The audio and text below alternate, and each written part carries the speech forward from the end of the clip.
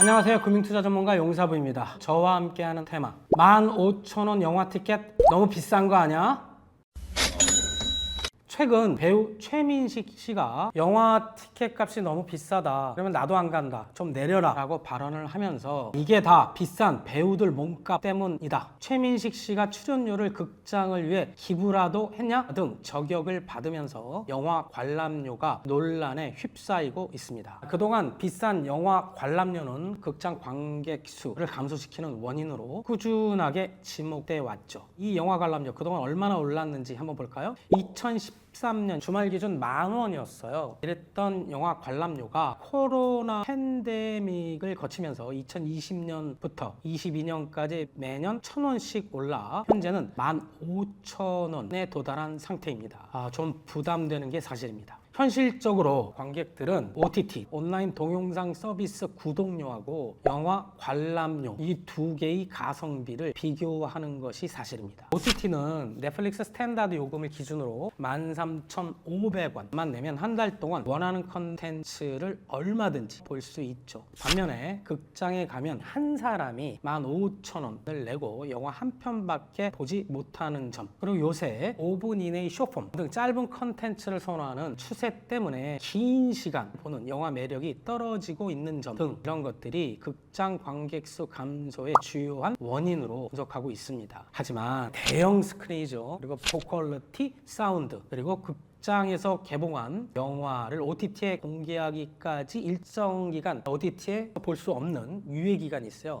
홀드백 규정이라고 하는데 문체부에서 이것을 의무화하려고 하고 있습니다. 이런 것들이 극장만이 갖고 있는 장점이죠. 해외 사례를 볼까요? 현재 한국 영화 티켓 가격은 GDP 상위 20개 국가 비교해서 정확히 중간 정도 합니다. 다만 코로나 시기에 두 번째로 높은 인상률을 보인 것이 부담이 되었던 것이죠. 미국의 경우를 보면 평균 한 10달러에서 15달러 정도 하는데 지역이 어디냐에 따라, 블록버스터냐 아니면 예술 영화냐에 따라, 그리고 아침에 보느냐 저녁에 보느냐, 주중이냐 주말이냐에 따라 티켓 가격이 다양하게 형성되어 있죠. 이런 영화 관람료 문제를 바라보는 시각은 극장이냐 제작 투자 배급사냐에 따라 완전히 틀린데, 먼저 영화관 입장을 보면 팬데믹으로 장기간 영화관 정말 힘들었어요. 이런 침체를 벗어난 지가 얼마 안 됐고 그동안 물가는 엄청나게 올랐고 임대료 올랐죠. 이런 고정비 지출이 증가하는 상황에서 관람료를 내리는 것은 불가능하다라는 강경한 입장입니다. 객단가라는 게 있어요. 이 객단가는 전체 티켓 매출을 나눠요. 전체 관객 수로 관객들이 실제 지불한 평균 가격이다라고 보면 됩니다. 올해 2분기 객단가가 9,600원 수준이었다라는 것이죠. 이것을 논아먹는 겁니다. 여기에서 영화 발전기금 부가세 등을 빼고 극장과 투자 배급사가 5대5로 나누는 상황이 됩니다. 실제로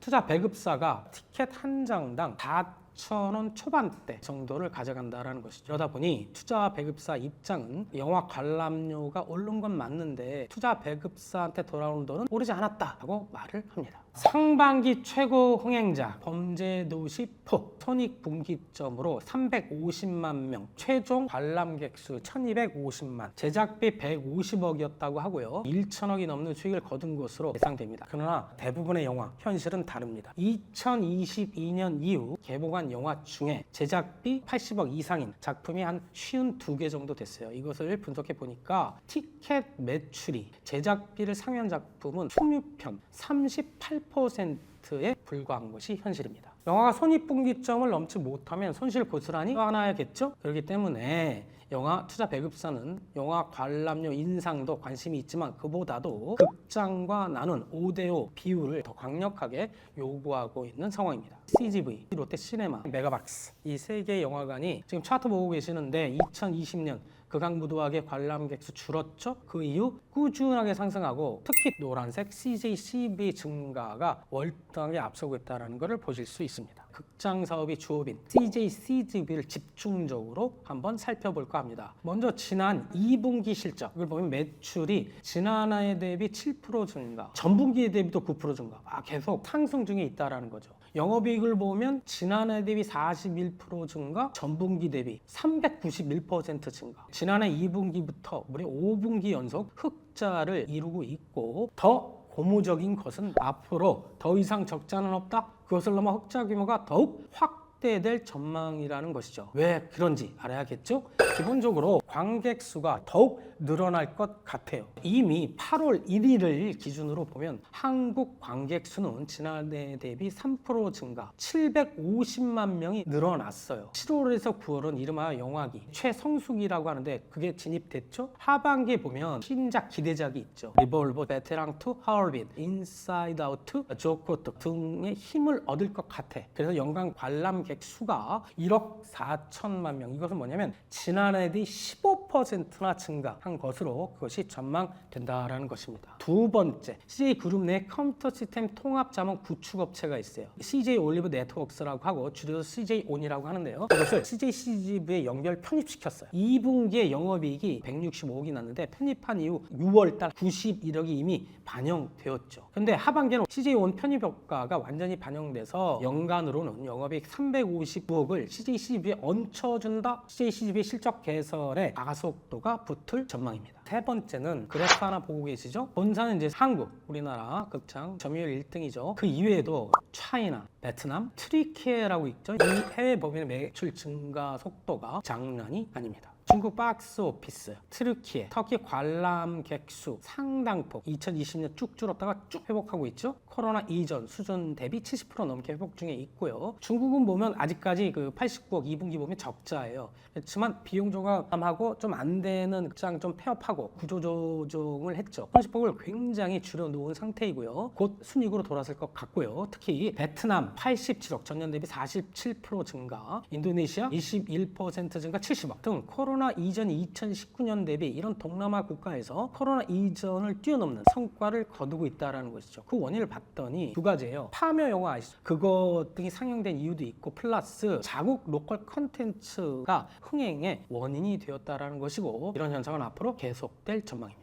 이렇게 해서 CJ CGV 전체적으로 영업이익이 올해 1분기 45억, 2분기 223억, 3분기 607억 이상, 4분기 482억 이상, 2024년도 전체 연간으로 보면 1,400억 이상 되는데 이것은 전년 대비 170%, 2019년과 대비해도 111% 수준으로 역대 최고치 기록할 것 같고 여기서 끝나는 게 아니죠. 내년에도 2,100억 역대 최고치를 재차 갱신할 걸로 보여집니다. 또한 코로나 때 어려워가지고 상당히 많은 빚을 얻었어요. CJ CGV가. 그런데 이것을 최근에 유상증자 성공했죠. 그 다음에 저금리 CP를 발행을 하면서 재무 구조가 굉장히 개선됐다라는 것이죠. 그래서 올해 말로 보면 부채 비율이 작년에 1,100%였던 것이 399%. 그래서 상당히 부채에 대한 이자 부담 감소할 거기 때문에 국내외 영업 실적의 증가와 더불어 2025년엔 영업이익뿐만이 아니라 단기 순이익도 흑자로 전환될 전망이다라는 것입니다. 지금 보고 계시는 것은 CJ CGV 한 종목의 외국인과 기관이 8월 들어 어떤 매매 동향을 보였는지를 보여드리고 있습니다. 빨간색으로 네모 박스 친 부분을 보세요. 빨간색 숫자가 많죠? 순매수량을 뜻하는 거죠. 기관 외국인 쌍끌이로 계속 매입하고 있네. 특히 외국인 쪽을 보면 8월 초 4%에 불과했던 지분율 8월 말로 가니까 6% 후반대까지 올려놓았군요. 기관 외국인 눈치 일찍 까고 매집에 들어가고 있는 상황입니다. 자, 지금 보고 계시는 차트 CJ CGV 장기 차트인데요. 2016년 CJ CGV가 89,000원이 넘을 때도 있었죠. 정말 잔인하게 빠졌습니다. 코로나 직격탄이었죠. 그래서 지난해 저점 4,670원. 조금 회복돼서 현재는 7,000원 정도 내외에서 움직이고 있고 앞서 설명해 드린 바와 같이 실적 개선 속도 국내외 그렇죠. 그 다음에 금리 인하 시기의 도래 등으로 보아 주가가 상승할 것 같은데 증권사들의 목표 주가도 10,000원 정도 보고 있고 목표 주가 10,000원은 충분히 달성할 수 있을 것으로 보여집니다. 지금까지 영화 관람료 논쟁에 대해서 말씀드렸고요. 그 안에서 CJ CGV의 영업 정상화 그리고 앞으로의 주가 방향에 대해서 말씀드렸습니다. 많은 도움이 되셨으면 합니다. 지금까지 따라하면 부자된 따부TV 용사부였습니다. 따부!